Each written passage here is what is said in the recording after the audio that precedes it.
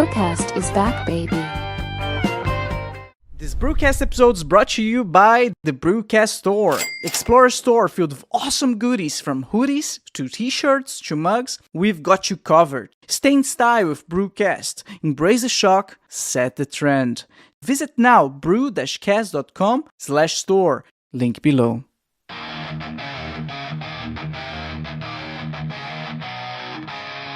Back with the fire, can't you see the flames? From Deutschland steps comes the Brewcast name. Voices like thunder breaking all the chains. Unleash the fury like a runaway train.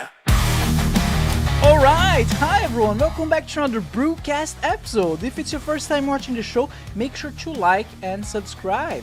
If you're listening to Spotify or Apple Podcasts, please rate the show 5 stars. This will ensure that the podcast recommends to even more people and allow me to keep doing what I love. Brewcast also on Instagram, X, and TikTok, where I upload shorts with the highlights of the show. So follow now, Brewcast on Instagram, X, and TikTok.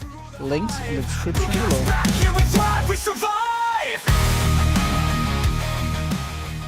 Hey there, Brewcast fans, you know what's up, I know what's up. It's time to talk about this month's giveaway. Yes, you keep subscribing, you keep liking, you keep commenting, we're gonna keep doing the giveaway. All you have to do is just do what I just said.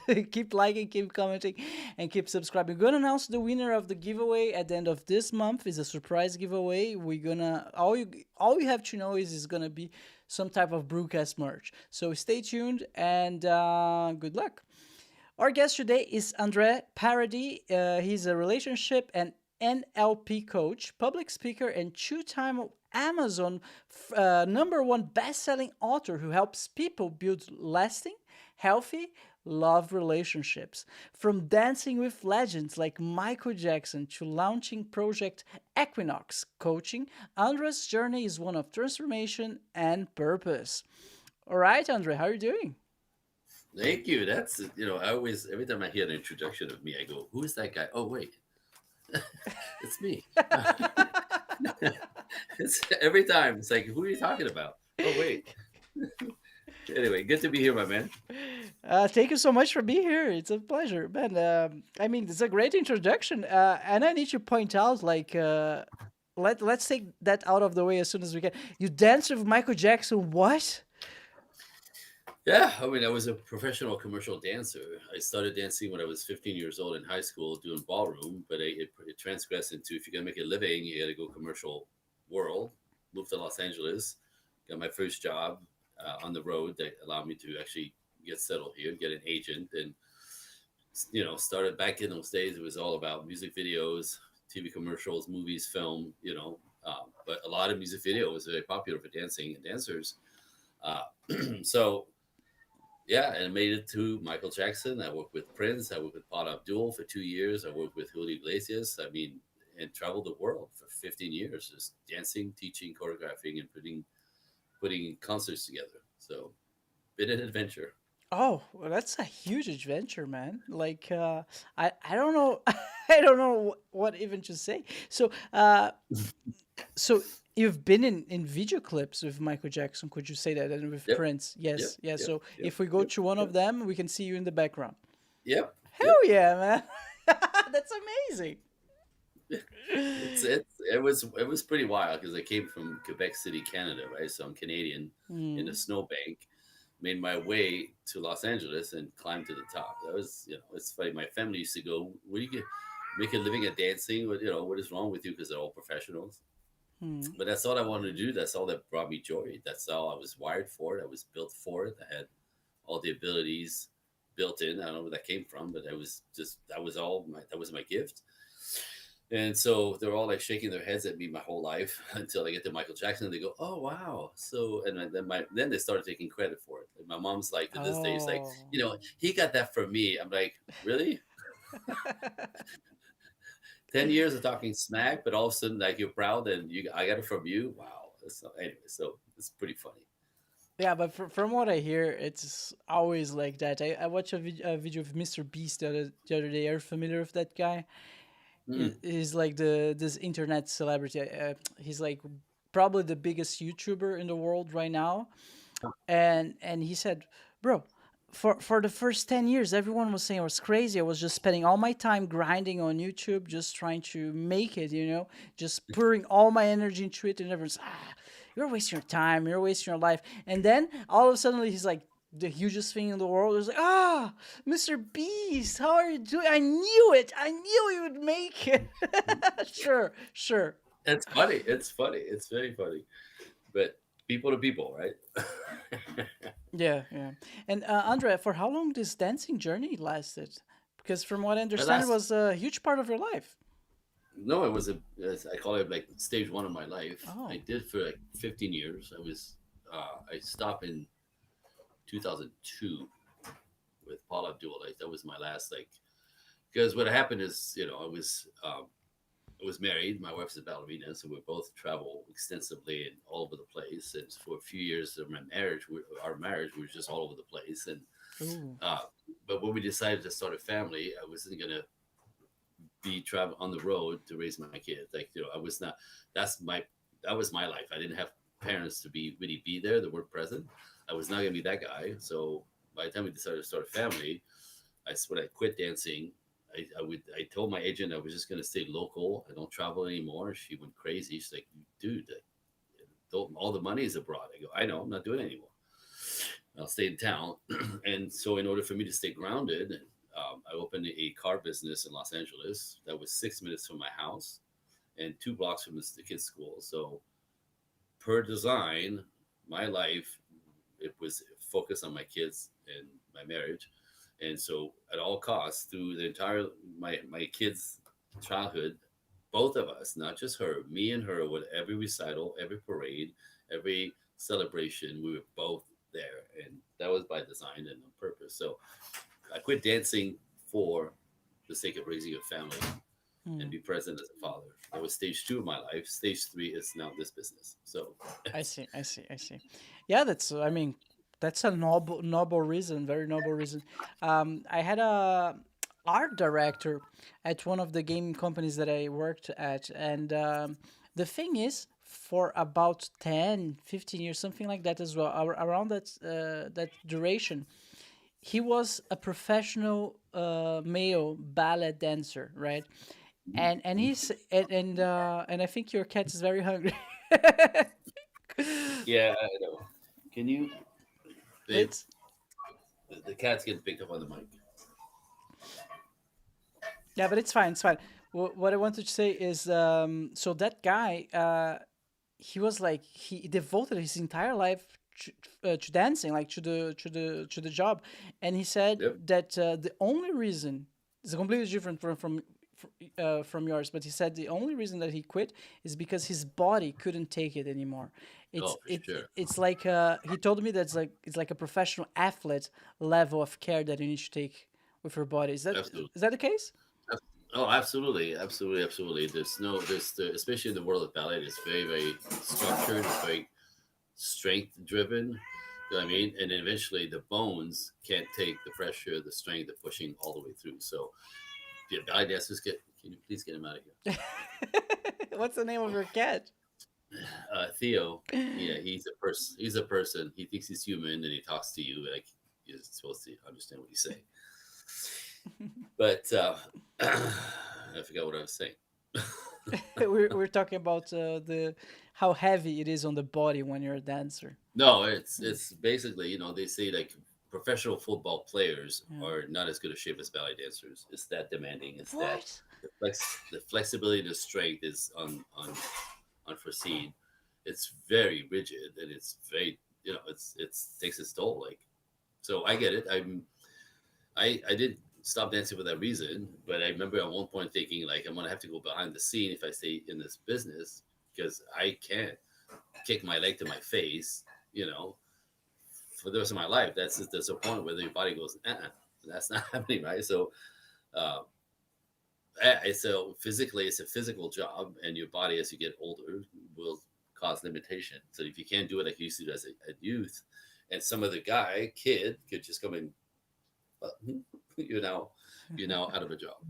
Yeah, yeah, makes sense, makes sense. If you look at professional football players as well, as far as I know, they Same, retire super early. Like, I think 45 is already like old. It's already retired, something yeah, like that. totally. Yeah, yeah, yeah. Well, because all the injuries and this the strength that it takes, you can keep up with the young guys that are full of testosterone, and like it's just it's yeah, the body slows. Yeah. It's just nature.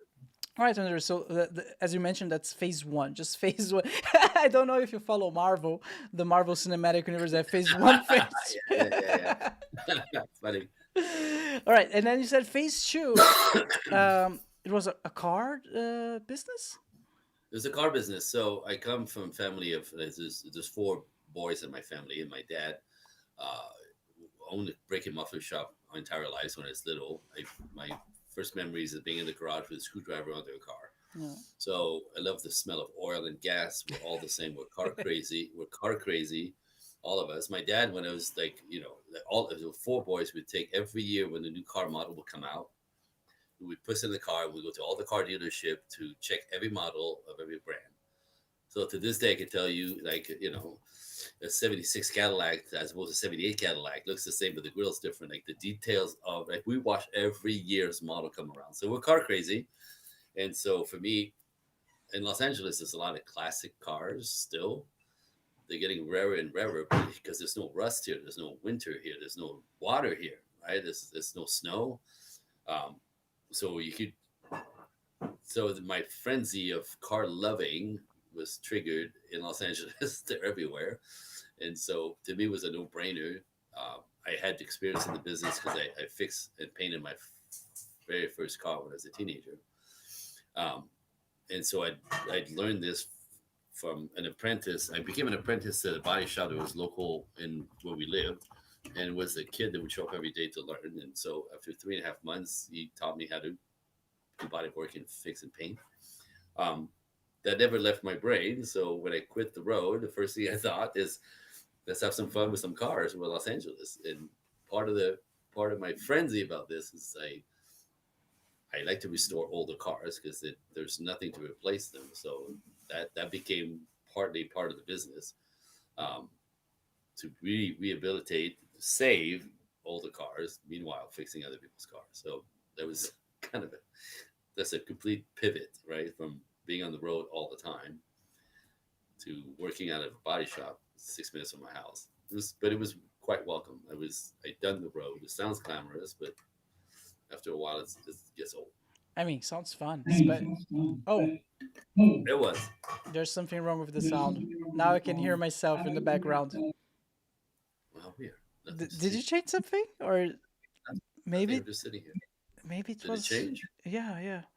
Let me try to change something here on my side. Test 1 2 3. Test 1 2 3. Could you say something? Hello, hello, Oh, hello. it's working. I don't know what's happened, but it's working again. We're doing great. We're doing great. What was what? Oh yeah, about the car, man. That sounds super cool, especially Yeah. if you're into cars. I know that someone once told me that the U.S. Is a carocracy. I don't know what that means, but I tried to ask, like, what are you talking about? It's like, no, no, no, no. The thing about the U.S. is like they gave up on trains, the railway system. It's Yeah. not a thing. It's all about cars. There are roads everywhere. I've been to the U.S. I would say 3 times by now, and my last visit I went to New York. Andre, dude, it's like the cars over there. I don't know if how it is in LA.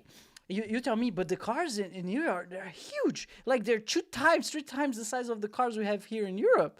Is like that everywhere? Yeah. Well, yeah. I mean, it's changed since the 80s. It's changed since the 80s because the car got smaller and smaller for the restriction on fuel consumption from the government.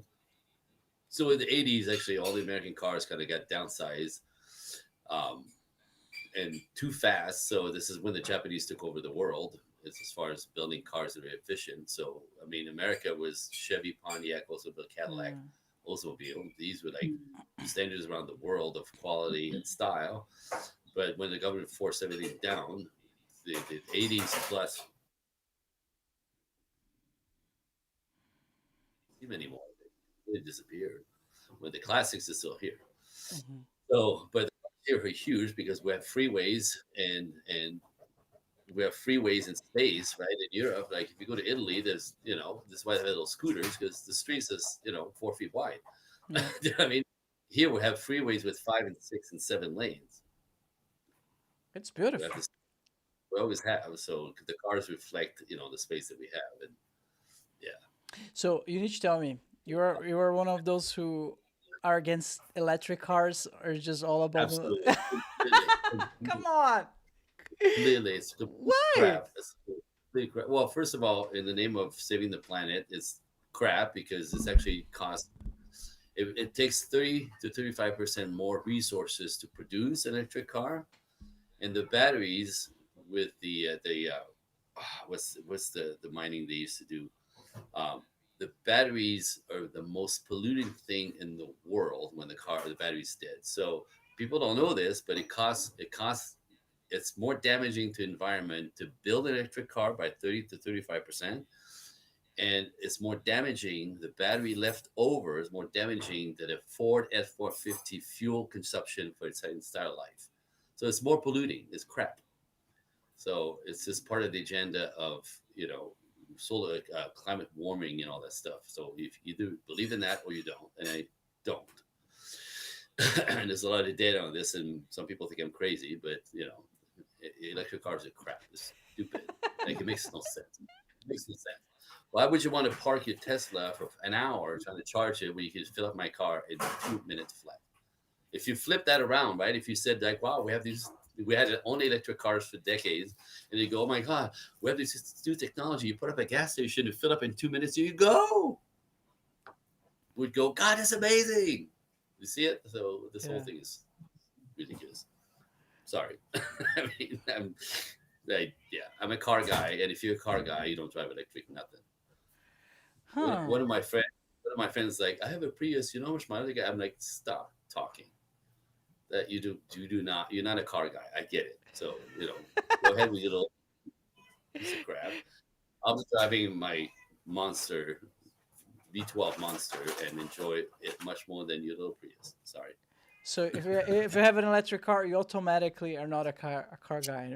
Come on, No, how are you gonna connect your PlayStation on your gas car? No, man, you need to be able to I check. don't need no PlayStation in my car. It's like this. I don't know. I'm not tech. Yeah, I'm a tech guy. Just the idea of warming up my car via my phone before getting out of the bed just gets me all, man. Ah, it sounds so cool. all The- right. Well, you're a dork. It's okay. We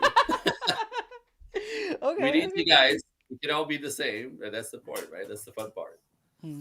But I think like going back to the pollution thing regarding the battery. Yeah, Um, yeah. as far as I know, that's the case because it's not possible to currently it's not possible to recycle those batteries. So they just Yes, bury exactly. them, right? And the damage to the environment is worse than I tell you a regular big American truck's entire life of fuel consumption. It makes no sense. But It's a wouldn't scam. It's so wouldn't lemon. it's a scam?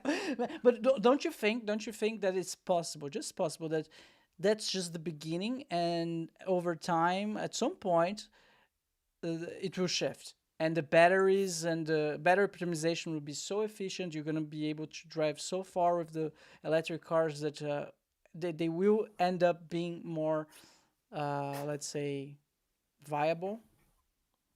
Yeah. Well, so the trend, right? Yeah. Because they're forcing this really, really, really, really, really hard all the time. But the new trend is everybody who, not everybody, because there's a few just righteous people, but everyone I know, and I'm a research geek. I look like a musician, but I'm a geek. I research everything, everything. Uh, the new stats is people who bought electric cars are very disappointed and will never do that again. So now they're saying that it's going to go Hmm. back to the way we used to do it because no money, no, it doesn't make enough sense, and it's not better for the environment, and like I said, it's more polluting for the environment, and so people are like, kind of the stats and the information is coming out. So they say it's going to go backwards. So BMW is going to go back to gas. All the companies who lean heavily on all electric, they can't sell them. Look at Tesla with their Cybertruck. I don't know if you realize it, but they cannot give them away here. They cannot give them away. Um, Nobody s- wants. sorry, it was a little bit too hard to hear. I think there's someone cooking. Oh, uh, sorry. What did you say about the Cybertruck? Oh, okay. I like, I can hear you slam around. The microphone's really sensitive. So if you go, please. I'm sorry. I'm So sorry. the Cybertrucks here in Los Angeles, they cannot give them away. Really? Nobody wants them. So get this, and this again, I came across this thing about a month ago that you have to put money $2,500 down to order your Tesla, and they have to build it and deliver, right? So people are caught up that at $110,000 or so for this truck. Now, do you have people online with wheels falling off, right? The car has no crumble zone, so when you hit it, it explodes. It catches on fire by itself. There's a bunch of those videos. It just catch on fire, electric cars, right? So what happened is people who order their Teslas in Los Angeles, um, they'll when Tesla calls them back and says your car's here and ready, people don't go and get them. They will actually forfeit the $2,500 because the car that they were paying $110,000 for is now worth about 70 and constantly dropping in value because it's a piece of crap. So they can't give them away here, and people like back it out of the contract and lose the 2,500. That's just interesting, but that's the trend of electric cars. It's, I had I no know, idea about it. yeah, I had no because I mean, I think the real genius behind all of that was Elon Musk because he made sure you had to pay $25,000 just a down payment to get the car. So he pocketed I- those $25,000. There's nothing you can. 2,500, Tw- 2,500, 25. Okay. Yeah, okay. Yeah. 500 just to put in the order for them to build it for you, Mm. and they can come and get it, and then get on your payment plan for your finance plan for your 110 grand. And people are like, never mind, because the car is worth $70,000, and at this point on the market here, and who's going to pay 110? I mean, that's instant. Like, and they say in a couple of years they'll be worth absolutely nothing. But it's bulletproof. It's not. It's the marketing, right? It's all about the marketing and It's hype. all marketing. Andre, so what about phase three? Phase three of the Andre Well, cinematic phase three, universe. yes. So um, I've always been a curious guy. I've always been curious about the human condition. I've been watching people since a little kid. Like I found people, human beings, fascinating. I remember, for me, I would in school. Like, all I did is stand in the corner and watch people, and kind of fascinated. Why is this guy got swag, and this guy's a dork, and this guy's a dweeb that likes electric cars. Sorry, it didn't exist back then. But this chick is loose, and this chick is uptight, and this one's a dork, and this one's hot, right? Like, how do you get? I remember there was a kid in my class at 15 who would sit in the front of the class so that everybody could see him. But he was handsome, he was thin, he dressed well, right? And he had like kind of shaggy straight hair, and he would sit in the front like this, right? And he would like throw his hair back, and the girls would pass out. The girls would pass out, right? Just from his swag. And the way he walked at confidence, like I'm like, how does this kid have swag? He's 15 years old. He didn't know anything, but he had it. To me, that's fascinating. And again, this one's a dork, and this one's a genius in math, but he can't make eye contact, right? Like, so watching people has been my thing my whole life. With that, by the age of 23, I was doing personal development workshops and transformational work because I came from a difficult background as well as a kid. So I didn't know who I was, how I was going to succeed, what I was going to do, how to handle it. So I had a lot of holes in my upbringing. So I go learn because I'm a smart guy. So if I know how to do it, I'll learn it. So my entire life since I'm 23 years old, personal development workshop, one after the other in business, in personal dynamics, in money making, and you name it. Just hungry for information. That's my brain. So in 2006, now by then I'm married. I'm married. I have the car business, but I continue taking workshops. I have two little kids, and I went to a workshop up north, Northern California, to raise the ceiling of. I taken the production of the shop to with this brain. I was stuck here, and I wanted to raise the ceiling, so I go on a 3-day workshop. On the flight back to Los Angeles, because we flew up north, I'm sitting with a couple, plane, 200 people on the plane, and I'm sitting with a couple that I met during the workshop, which I thought was kind of interesting.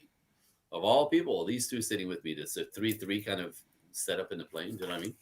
So we're seeing the three of us together, and the girl says to me, the lady says to me, she goes, what are you doing next weekend? I go, oh, next weekend I'm free. Why? She goes, you want to come to a workshop? It's on me. I go, absolutely. Tell me when, where, right? And because I'm gonna learn something, I don't. And then I ask, because I'm like that. I'm like, oh, so what's it about? I agreed before I even knew, because again, she offers, it's free. These things can be expensive, anyway. So satisfy my hungry brain. So what's it about? She goes, oh, it's called Understanding Women. Honest women? Understanding Ah, Women. understanding women. Okay. Exactly, right? So as you laugh, my reaction was like, God, really? Like when I tell my friends the story, they always say, God, there's no such thing. They don't even understand themselves. They're completely confused. They don't know what they want, right? I'm like, that wasn't my reaction. My reaction for me was more like, and my history with the ladies was I always attracted sweet women. Hmm. I didn't do the crazy stuff my friends did, the yelling, the confusion. I always attracted sweet women. You meet my wife, you go, oh, wow. Like she's just an extension of a lovely feminine woman, right? So when I realized I'm going to spend a weekend in a workshop understanding women, my first reaction was like, oh, man, I got this. I don't need this, right? Like I got this. I've always Hmm. like it's been easy for me, right? So without arrogance, that was just my experience. But I went because I said I would. I keep my word, and I thought it was going to be cute. And when I walked, it was one of the big airport hotels by LAX. And when I walked into space, it was 400 people in the space. And I remember thinking, oh, there's something's going on here. It's not going to be cute. So pen and paper, and the workshop started. And all I could tell you is the guy who hasn't eased the ladies fell off his chair 7 times. I fell off of my chair with the shit that I did. It was unbelievable, unthinkable. The way they're different than us. We know they're different, but we don't understand how different. Like Mars and Venus is not big enough. It's two different galaxies. Like we're completely in opposition in everything, which is why we collide and frustrate each other and don't understand. And why can't he be more like me? Why can't she be more like me? Right? We want the other one to be more like us because it's easier, but it's unrealistic. So the things that I learned was insane. And the leader, uh, excellent teacher, every time she dropped one of those big bombs about how women function, how they operate, why they take everything personally, why this is happening, right? Again, unthinkable for a male brain. And then she said, just so you know it's not me who's crazy, let's take 5 minutes and check with the ladies sitting next to you. Because it was like, 2/3 of the room with ladies, which is, I thought it was weird, but I get it now. So she would drop a bomb, fall off my chair, pick myself back up, and I remember there was a 19-year-old on my right, and there was a 30-year-old on my left. And I always go to the 19-year-old first, and I go, no, yeah. I mean, that's ridiculous. Yeah, sometimes we're ridiculous. I mean, that makes no sense. That would be crazy. Yeah, sometimes we think we're crazy, but we don't talk about it. And it makes so seriously, throughout this whole workshop, my brain kept exploding. Unthinkable what they're processing. Unthinkable what they take personal and why. Unthinkable, right? The way they're constantly externally motivated, we call it, like completely opposite than us. Unthinkable. And what happened is I realized I knew this dude knew nothing about women. That's an interesting thought for me because I thought I had something or I knew something. And but the worst part is, like I said, at the time we're married with two little kids, right? We're doing really well. I'm not looking for any of this information. I just happened to show up in a place, you know what I mean? But I realized that not only if I know nothing about women, it also means I know nothing about my wife. Bum bum bum, right? Tragedy. So to me, again, my siblings, my four siblings are all married and divorced. Two, three, one's on four. Right? I'm not going to ruin. Right? I'm not going to be a statistic because I didn't know, and that's how it started. I jumped in the company. I took all their workshops. After taking the workshops, can you get the fucking cat out of here? Yeah. Just bring her as a guest. She's on the other side. She's not even close. It's just echoes. Um, so yeah, like to me, my the idea of being a statistic because I didn't know, right? With my curious brain was unthinkable. It was insane. So I took all their workshops. After you pay for the workshop, you take them. You can actually show up again and assist for free, right? Be in the room and help. Because even if same workshop is taught by a different teacher, there's different questions that come out. There's different layers, right? So the more I did this, I was in a freaking workshop like 2 weekends out of the month constantly for years, right? And the more I learned, the more I realized that what I didn't know, and the more, and so it never. So my curiosity, my brain, again. So I started doing this because I didn't want us to be a statistic. I was doing it for me and her, and the kids, but it developed into this. The more and so 5 masters later, masters is in like 5 people who teaches this material in different angles: nature, science, anthropology, the chemistry of our bodies, and psychology. I have this cocktail of information from like pros on which shoulder I stand on, teaching this stuff, and all my own research and data and interviews. And so what happened is at one point, I'm the guy that people open up to. That's always been like the thing for me, and I don't know why. So I'm at the car shop as I'm learning all this stuff.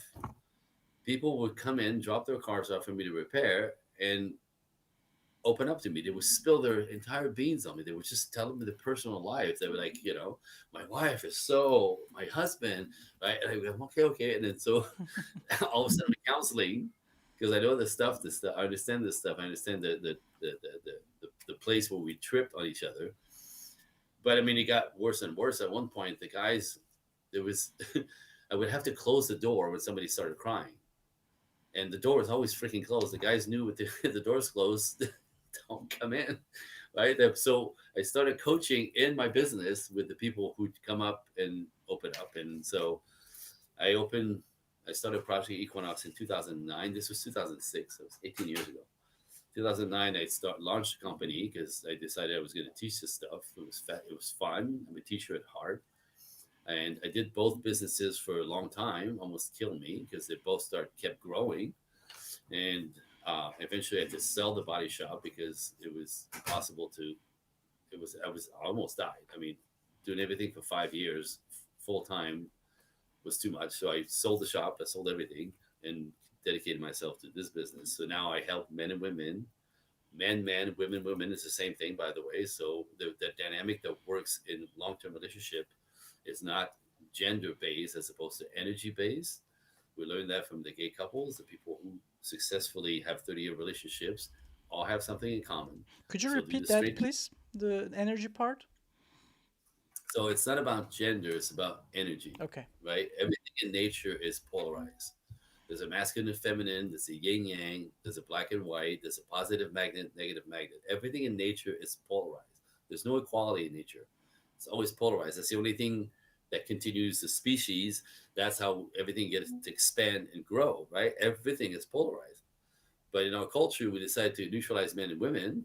We're all the same. We're equals. Well, yeah, but no, right? And that by killing the polarity, it makes relationships out there very difficult, if not impossible, because we take out the polarity.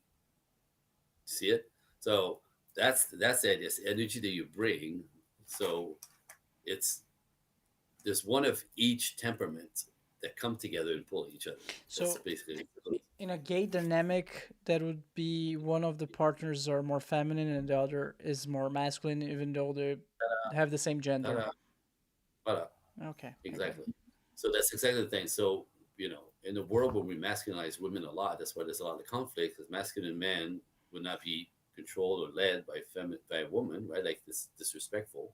So these guys resist and walk away, and the girl's like, "Oh, I'm intimidating." No, you're too masculine, right? So it leaves the women hanging with men who don't want to be in that energy, but they were raised to be strong, independent, and powerful, right? So because you can't trust men anyway, they're cheaters and they're toxic, really.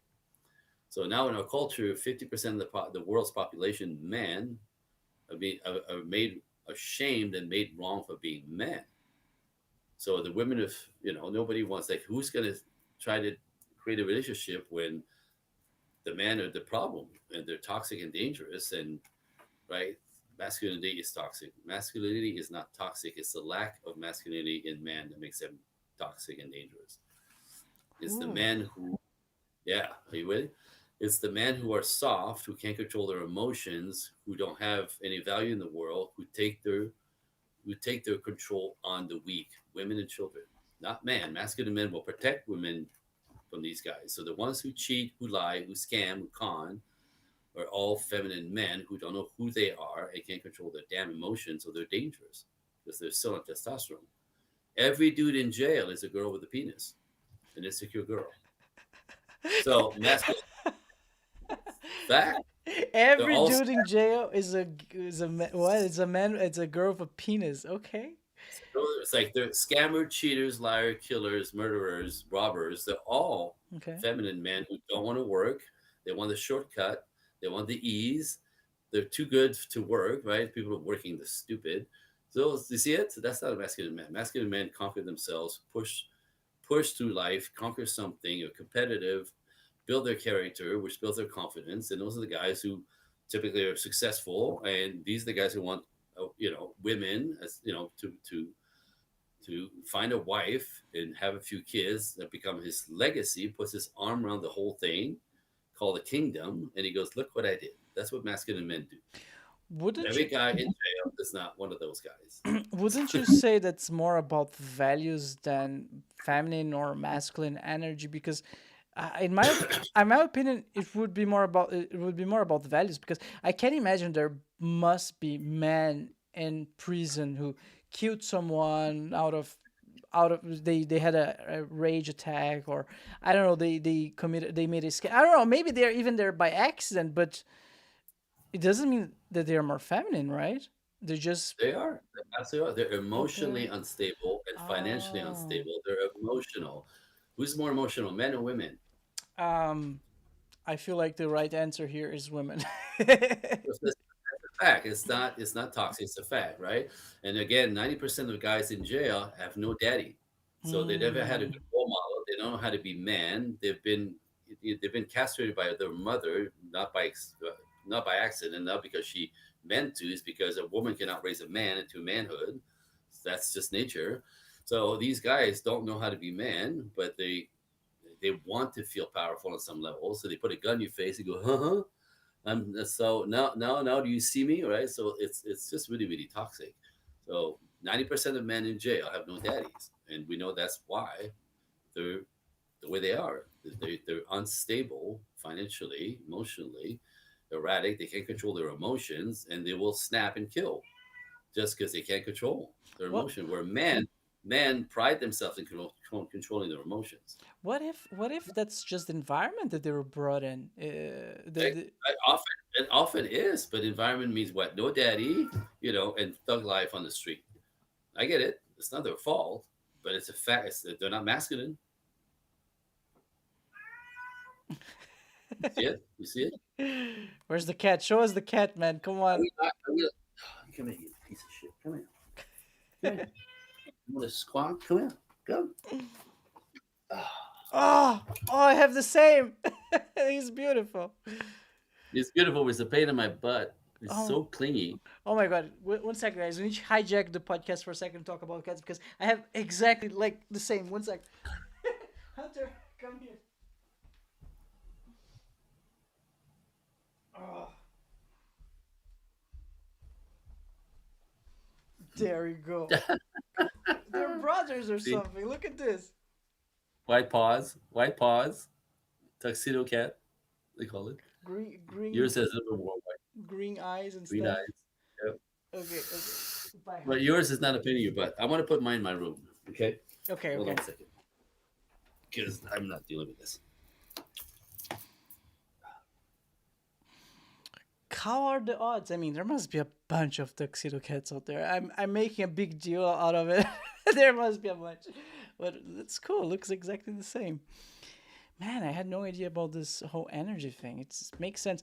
We had this guest the other day. I'm Andre is gone. I'm talking to you guys right now. So we had this guest the other day. His name was Bob. I'm not sure if you guys watched this podcast, and he brought up this concept of I Ching and Yin Yang, right? The Chinese tradition.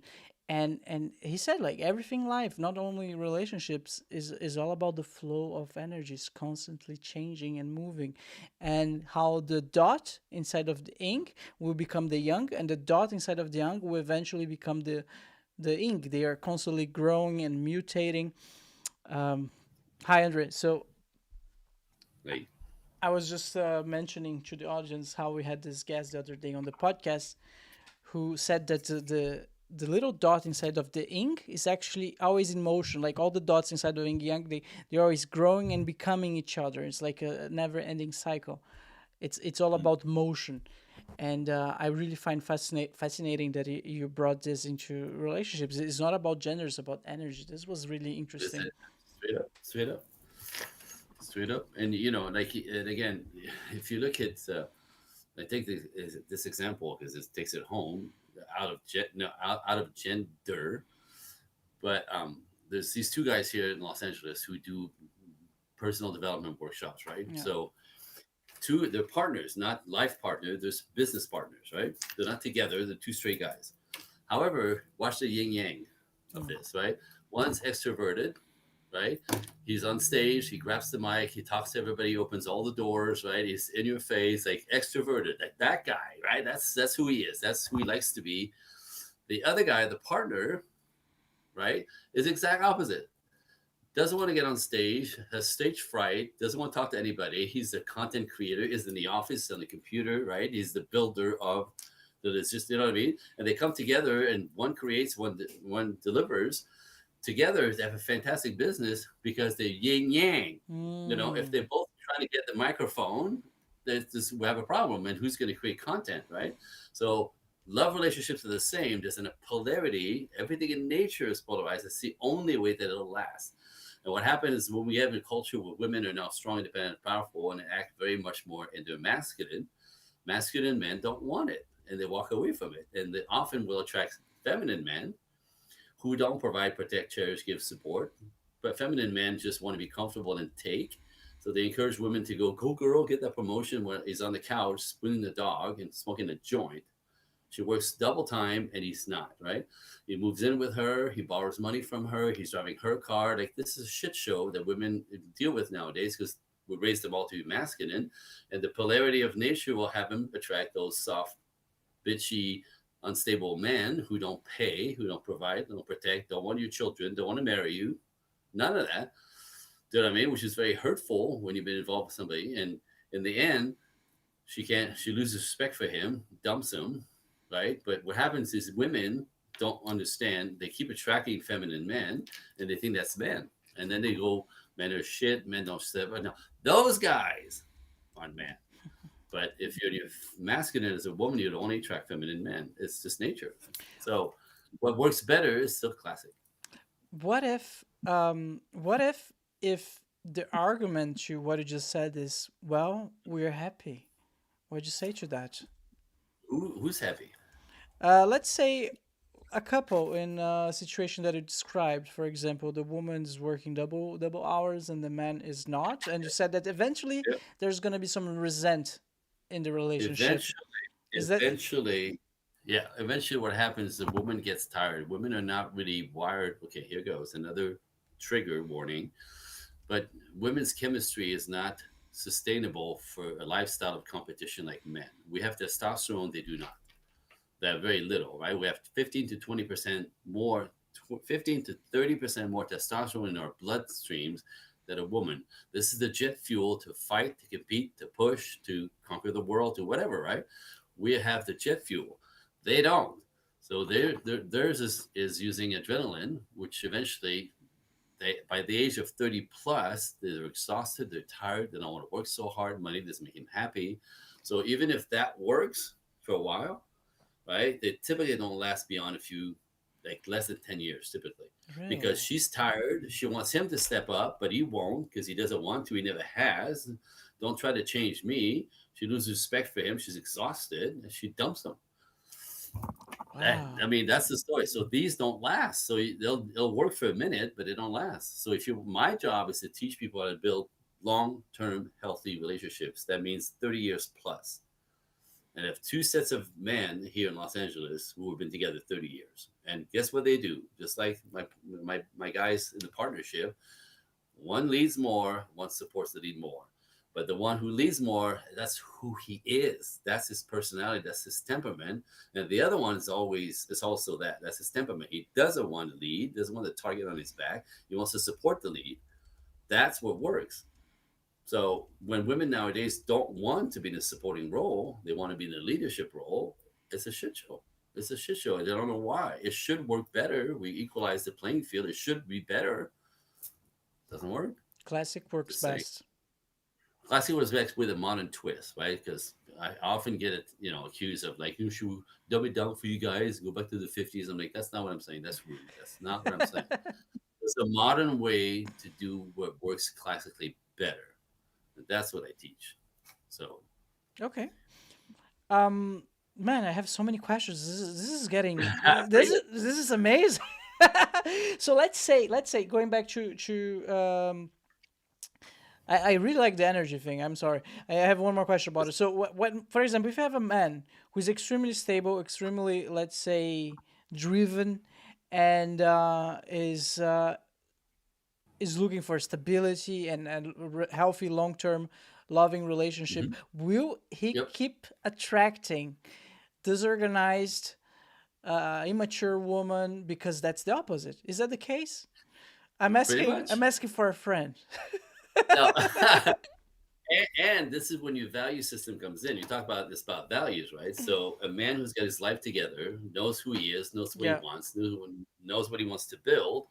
And so the woman who's going to fit him, to be the yin to his yang, will be a woman who's more feminine, more family driven, who wants to be a mom, right? Doesn't want to be a boss, doesn't want to work so hard, is more interested in nesting than fighting. He's happy fighting, she's happy with nesting, and she understands that. She didn't fall for the culture, you know, if you're not, because now the culture tells women unless you're productive, you're not lovable or valuable. That's crap, right? So now they push them all into the masculine, and masculine men are like, cool, bruh, not interested in that. So value system works back again. So traditional men, because men are still, we haven't changed. Our role has never changed through the feminist movement since the past 60 years. Like men are still expected to provide, protect, cherish, give, support, lead, right? Women. So we're still traditional in the way we were raised and what the world and women value in us. But the culture taught the women to refuse to be traditional or to not be traditional. You're better than being some guy's slave, and kids will ruin your life. Okay, how's that going to work? So that's the problem. That's what I see all day long. The women have been twisted into this false belief that being masculine and productive is better than being feminine and productive in another way, as in making children And why and you think? supporting. And why do you think that's the case nowadays? Why do you think so many women they feel like that's the way to go, instead of Yeah, they're they're not raised. proud of staying home with the kid, like that doesn't. So They're why is you raised that way. they're raised that They're way? raised that way. So from the age of 5, we tell them, "What are you gonna do when you grow up?" We used to ask little boys this. We don't ask boys anymore. We tell boys to shut up and shame them out of being masculine, and we empower the women. We just tilt the screen. Again, the idea was to equalize. There's no such thing. There's no equalization. It's yin yang. It's polarity. So no, we just flip the script.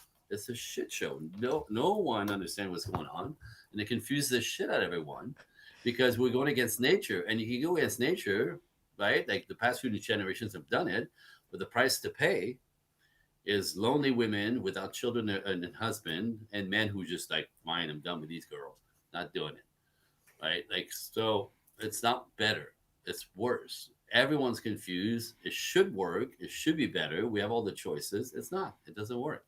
It works for money and business, but for relationship, absolutely not. Hmm. Hmm.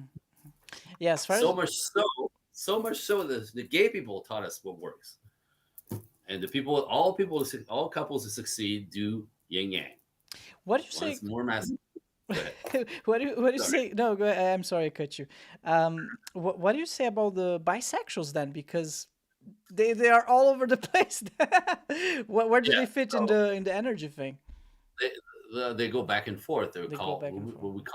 what we call that versatile. They keep flipping from the masculine to feminine, masculine to feminine. You can't commit. You can't be in a relationship with somebody like this because they want their cake and eat it too. It's all about them, right? Like sometimes I like pussy, sometimes I like dick. Like okay, well that's not how we're gonna build something together. We can't. Yeah, you know what I mean? So these people don't end up basically being, you know, you can't build with somebody who's all about because that's very narcissistic. You know, I want everything that I want. One of my friend back from the gym, this is a ridiculous story. um, Married for 10 years. He got a 10-year-old, 8-year-old, and six or something.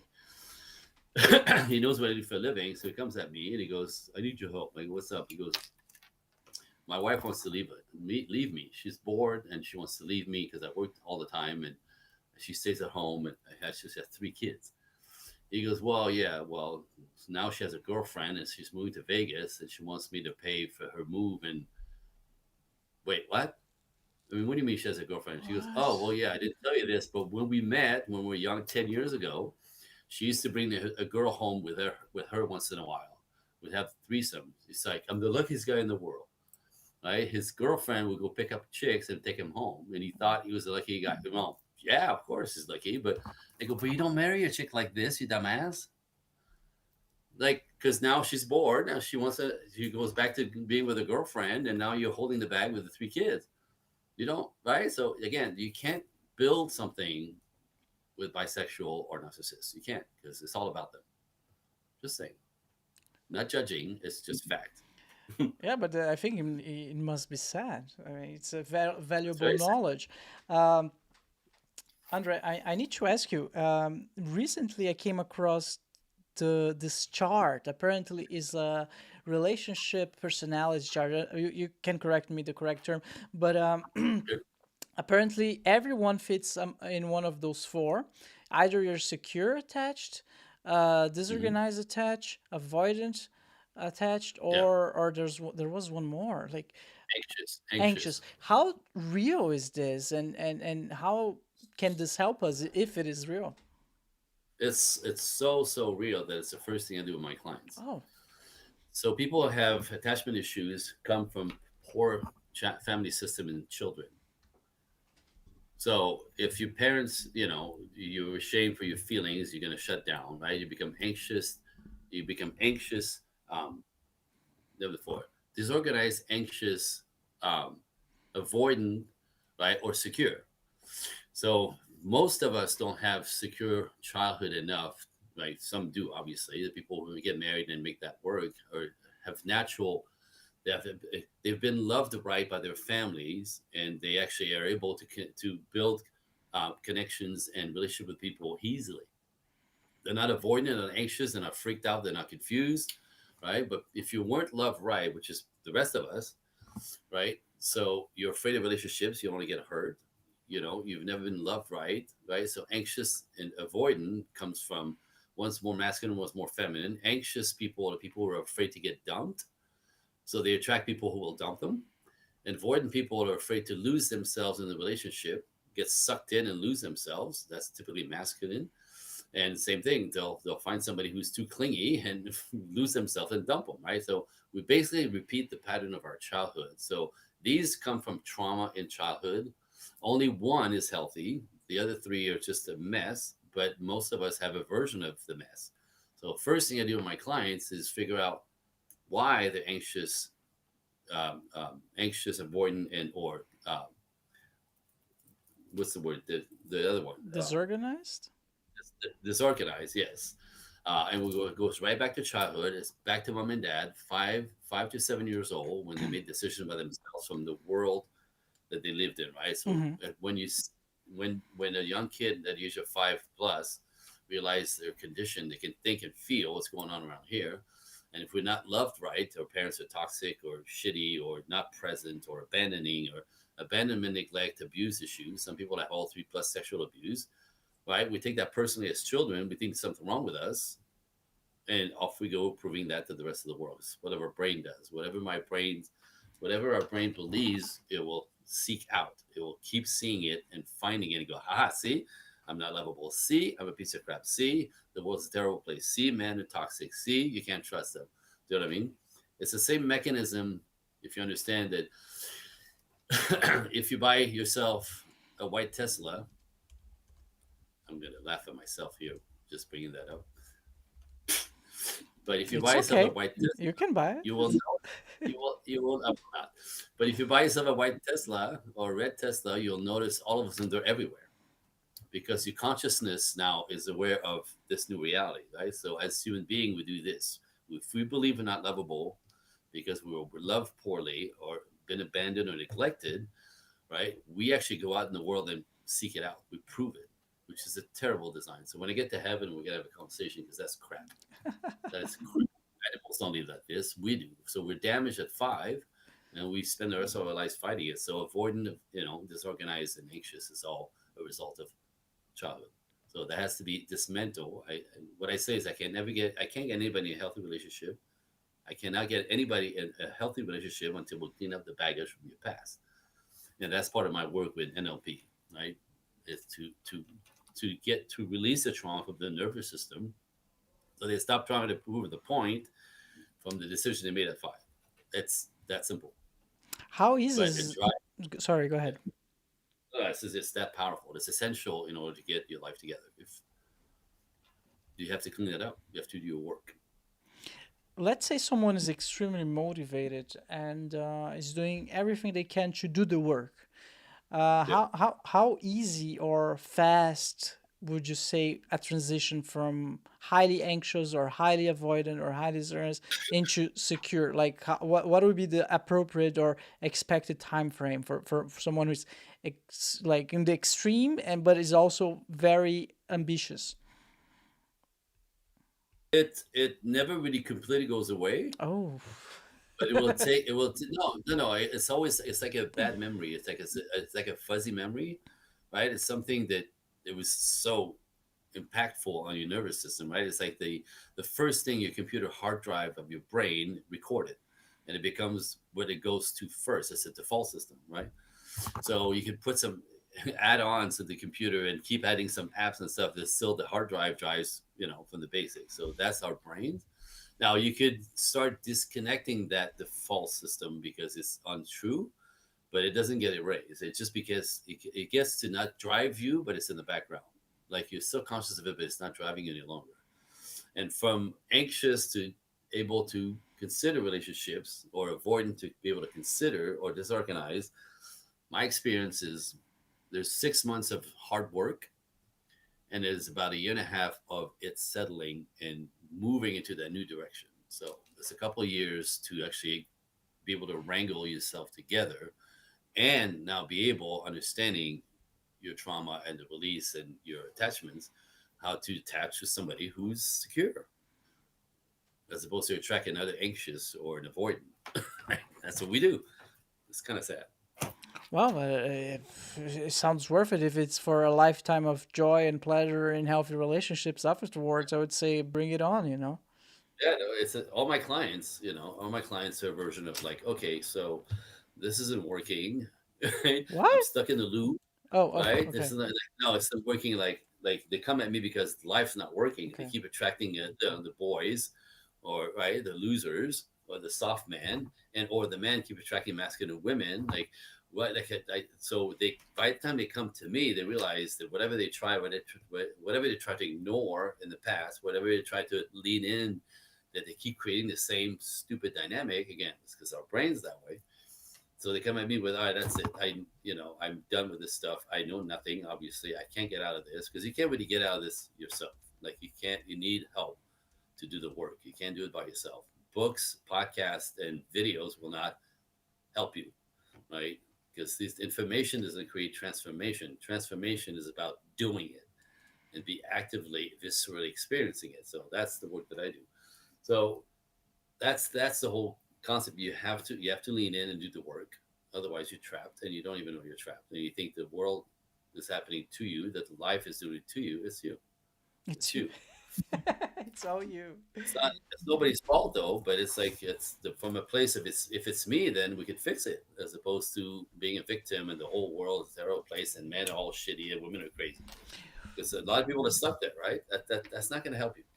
I recently heard a blueprint for dating, and I wanna I wanna know what you think about it. So the blueprint is basically when you meet someone, let's say you both are in love, right? You have all those chemicals, the dopamine, oxytocin Mhm. being released, and it feels like a drug, and you feel like this person is perfect. It's the It is. love of my It life. is a drug. It is a And, drug. and let's say, so accordingly to the blueprint, this is the honeymoon phase, I guess, and you need to wait that to wear off before committing, before saying I love you, before saying we are in a relationship, you're my boyfriend, girlfriend, because otherwise you're gonna be putting the other person in a pedestal, making them Mm. somehow your higher power, and you might not even know how they actually are outside of the honeymoon phase, which most of the times is way worse than like their baseline is not the honeymoon phase line, and then you can evaluate if it's someone worth committing to. And so would you agree with this? Is this No, the that's factual, but I want to add something. This yeah is why people screw it up all the time. Because the chemistry you're talking about that hooks us together, right? It's against nature, right? Comes from the highest level comes from having sex. So what happens is you have sex with somebody you don't know them, like 3 days, 4 days, a month, right? You don't know them. You don't know their last name. You don't know how they fight. You don't know what they value really. You don't know their deal breakers. You don't know what their future interests are, right? You just all you know is you like them, and we make the mistake if you like somebody, I like you like me, so that starts intimacy because, and then we have a relationship. Except again, all the chemical flood you. It gives you a fake. Here we go. This was important. It gives you a fake sense of compatibility, right? You get stuck with them, and then 9 months later, you realize the guy was really fun. Now you realize he's a drunk.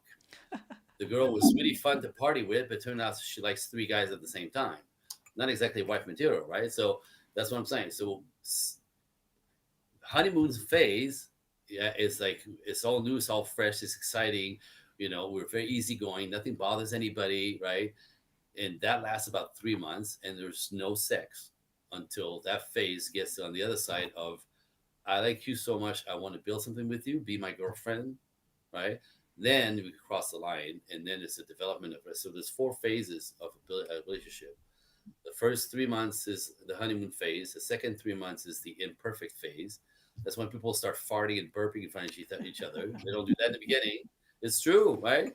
Like, like, people reveal themselves after 4 months. They drop the mask of I'm perfect and easygoing to become themselves. So you have to wait through that phase to see what you're dealing with. 6 to 9 months is the negotiating phase when you guys spend enough time together. You got to, I don't like when you do this, and if you could stop doing that, or if you start doing this, and if you do this, I'll do this. Right? We start negotiating the terms of our relationship. It takes 9 months. This is like almost by the book, like to the day. It takes 9 months being in a relationship with somebody to realize if there's a deal breaker. 9 months. Like I said, he was fun he was a fun guy to party with. You realize he's a drunk. It will take 9 months for you to get to the fact that okay, now he has a problem, and I don't want to be dealing with this. I can't commit to a guy like this, right?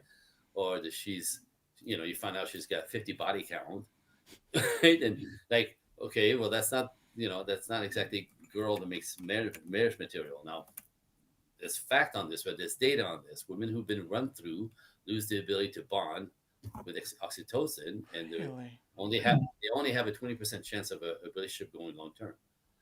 Body count is a big fucking deal. Excuse my French. So interesting, right? So it takes 9 months to find out who you're dealing with, and if you go through the 9 months and you understand she's a little bit like this, he's a bit like that, right? But it's not a deal breaker. Then we call that the committed phase, where people can actually start looking in the future with, maybe this could work. Maybe we could build something here, right? But you never get married. You don't move in together. You don't buy a dog or a car or nothing for a year because you don't know them. what if your heart says otherwise? Your heart is chemistry.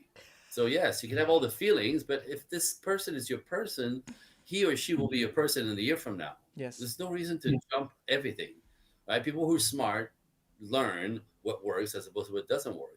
In our culture, we jump into bed thinking, we were liberated. It doesn't matter. It changes everything and it ruins everything.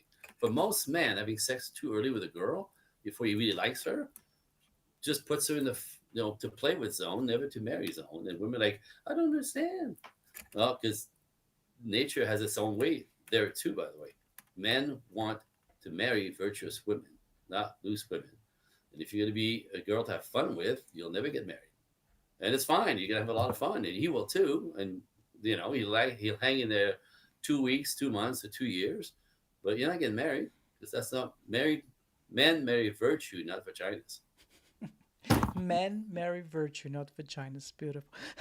Andre, I have two last questions. Put that on a t-shirt. Put that on a t-shirt. I will. Oh, it's beautiful.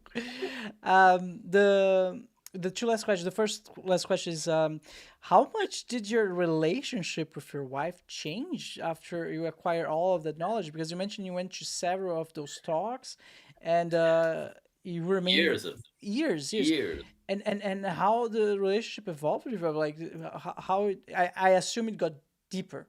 That would be my Yeah, assumption. Yeah. absolutely. So we understood our differences. So we stopped trying to change the other. Not that we ever did that because we were pretty naturally respectful to each other, right?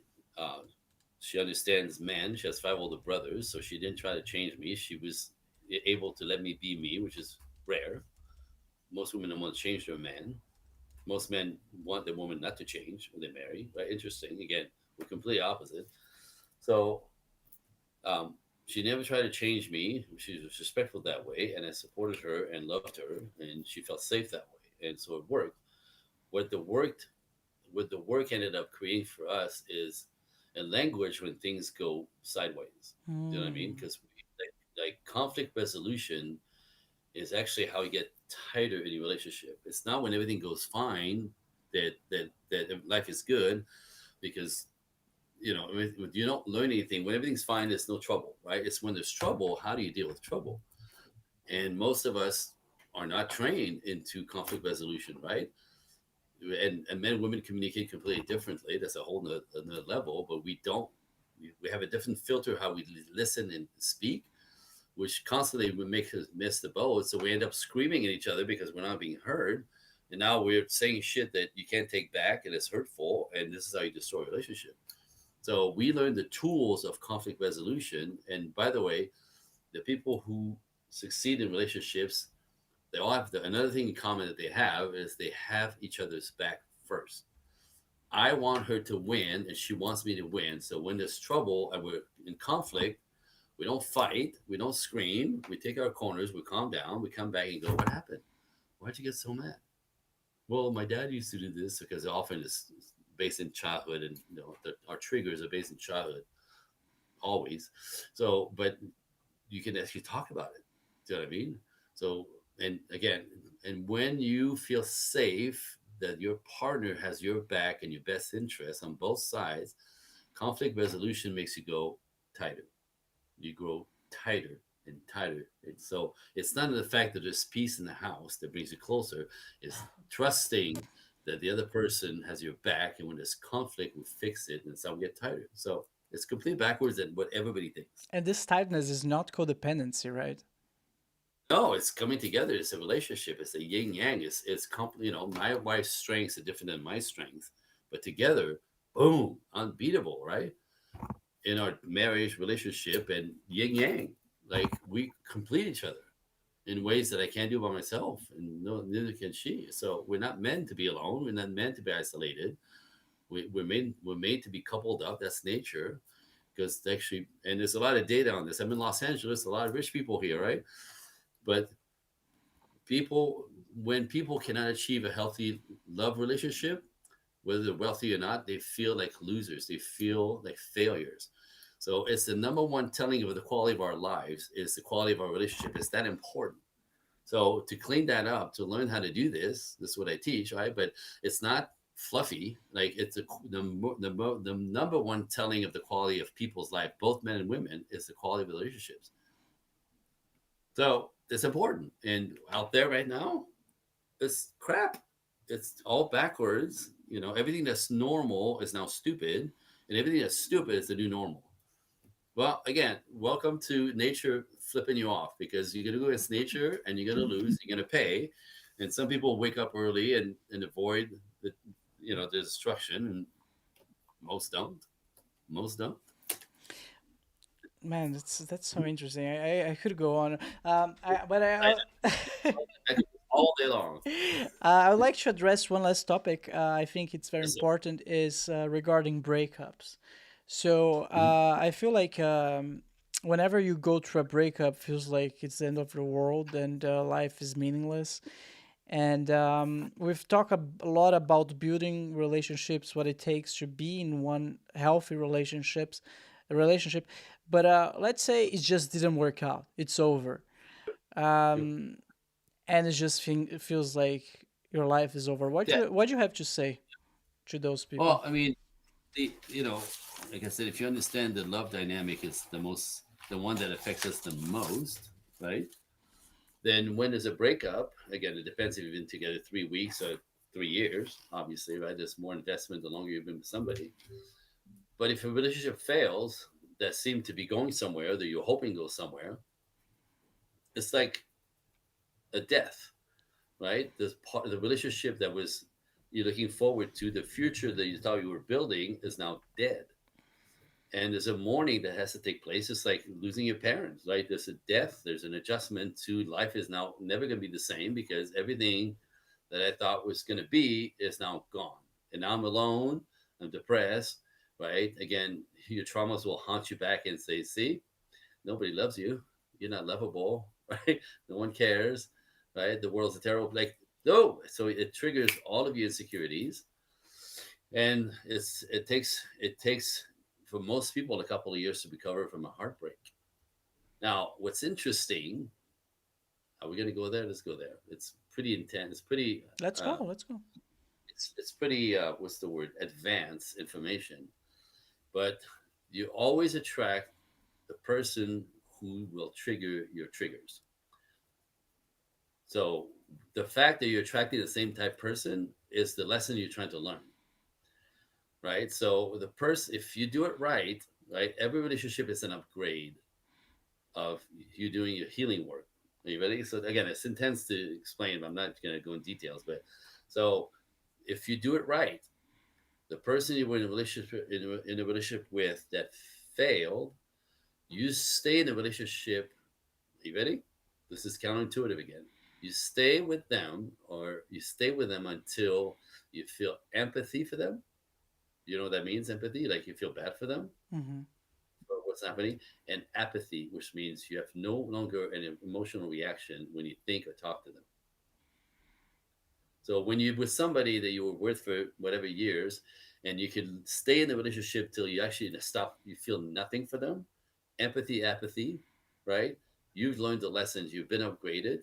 This person is no longer appropriate for you, and now you actually start a relationship with a different vibrating energy person.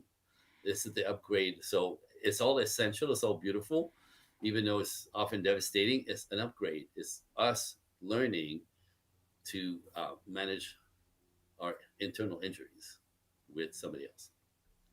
Whew, how's that? That's powerful. That's all right, Andre. Where people can find you? Do you have websites? Do you have links you like to share with us? Yes, of course. So I'm everywhere. So my website is projectequinox.net. But if you Google my name, Andre Paradis or Project Equinox, you'll find me all over the place. I do a lot of podcasts, as we talked about earlier, because I'm trying to spread the hope and the fact that there is doable. It is doable. Now my gardener is here. Can you believe that? Did you hear? Yeah, yeah. Perfect timing. We're Yeah, most over, so. that's great. That's the timing. It's like, what? Anything else getting our way today? Anyway, so I'm spreading the hope. There is a way to build healthy relationships in the modern world, right, ladies? There is a way, man. There is a way.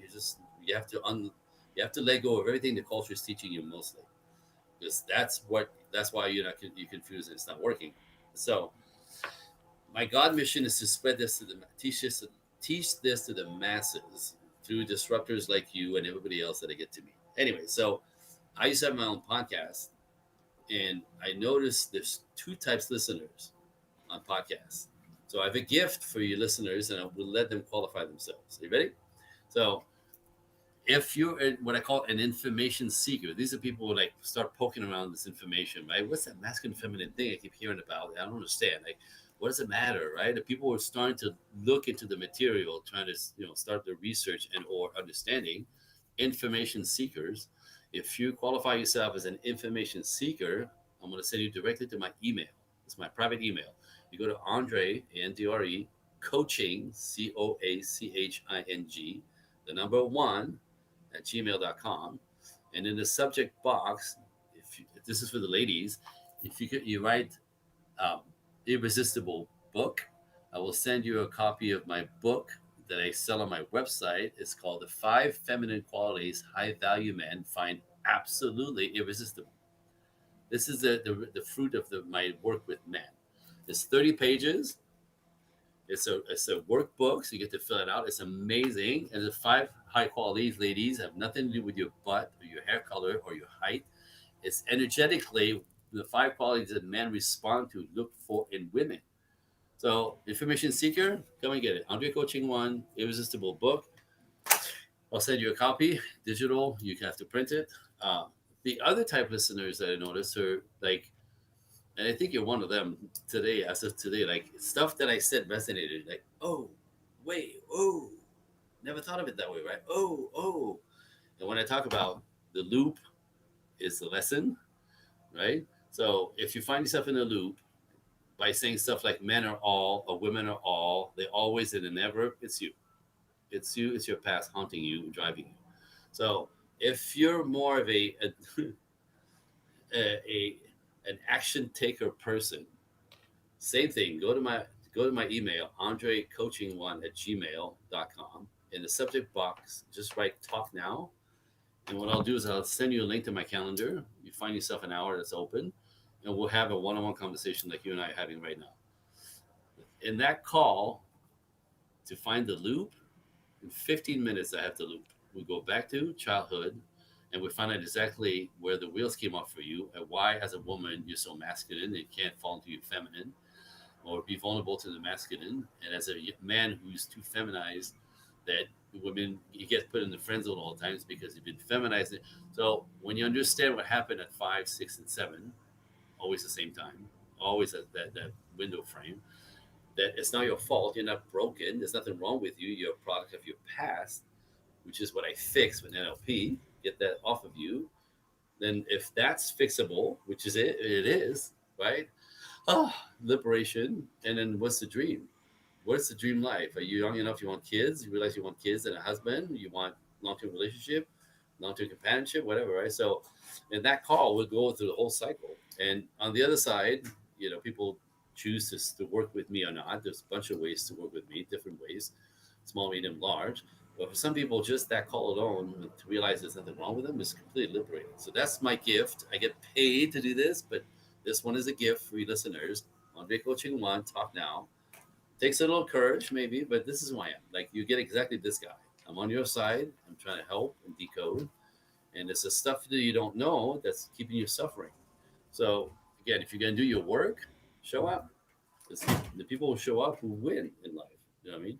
Yes. Also, if you want both gifts, I don't care, but I'll give you both gifts. If you want to, send me questions or tell me I'm full of crap, I'm not. But go ahead, bring it. This is my gift for you listeners. Ta-da! Beautiful. Andre, thank you so much, man. It was a pleasure. Absolutely, same here. All right, everyone. Don't forget to like, subscribe, and comment, and see you in the next Brewcast episode. Bye-bye.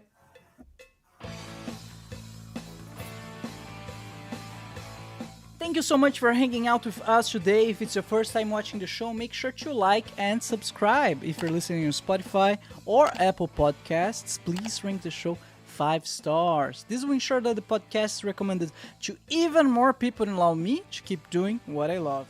Check out now the Brewcast store, Explore store, filled with awesome goodies from hoodies to t-shirts to mugs. We've got you covered. Stay in style with Brewcast. Embrace the shock, set the trend. Buy now at brew-cast.com/store. Again, that's brew-cast.com/store. Link on the description below. Be a Brewcast model and get free stuff. We'd love to see how you and your loved ones enjoy Brewcast. Snap a picture of yourself, your family, your friends, or even your pets wearing Brewcast merch, or watching an episode of the show and send it to us and become part of Brewcast. We will feature you and your pictures at the end of every episode, just like the ones you're seeing on the screen right now. You can upload your pictures at brew-cast.com/contact or tag us on social media. Alright everyone, it has been a pleasure, thank you so much and see you next time. Bye bye.